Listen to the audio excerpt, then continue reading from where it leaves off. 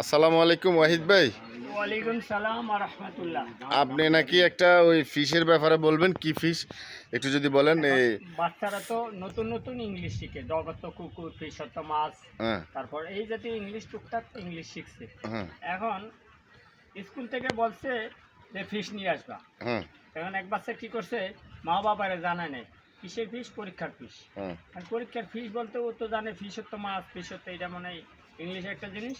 ও কি করছে, ফ্রিজের ভিতরে মা বাড়ির ঘুরে মাছ রাখছে, হুম, ওই মাছ বাচ্চা সুন্দর করে নিয়ে গেছে, কয় ধরেন স্যার ফিশ নিয়ে এসি। ফিশ। হ্যাঁ সবাই টাকা দিতেছে, কয় তুমি এই ফিশ আনছো? কয় আমরা তো বইতে পড়ছি ফিশের তো মাছ। ফিশের তো মাছ। কয় আমি মাছ নিয়ে আসছি, সমস্যা কি? হ্যাঁ যে আসলে আমাদের বলার ভুল, শব্দটা হয়েছে ফি ফি, পরীক্ষার ফি। এখন আচ্ছা। স্যাররা বলার সময় ভুল করছে ফিশ, ফিশ বাচ্চারা ফিশ নিয়ে আসছে। ফিশ নিয়ে আসছে। ফিশের তো মাছ, এটা বাচ্চার কোনো দোষ না, এটা আমাদের বলার ভুল। এই জন্য হ্যাঁ। আমরা অনেক সময় বলি নিউ নতুন। নিউ নতুন।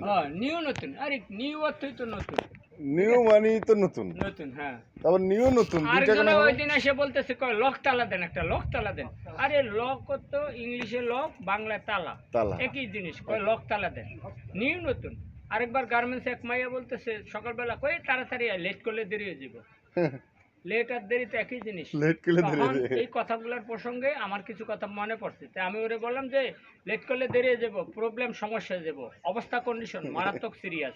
মারাত্মক সিরিয়াস। হ্যাঁ সুতরাং আমি হচ্ছে তো আমরা বলার মধ্যে অনেক সময় ভুল করি, বাচ্চারা ওইভাবে শিখে। এই জন্য কথা বলতে হলে বুঝে শুনে বলতে হবে। হ্যাঁ, তো প্রিয় দর্শক, আপনারা আমাদের কথাগুলো শুনছেন। যদি আমাদের ভিডিওটি ভালো লাগে সবাই অবশ্যই শেয়ার করবেন।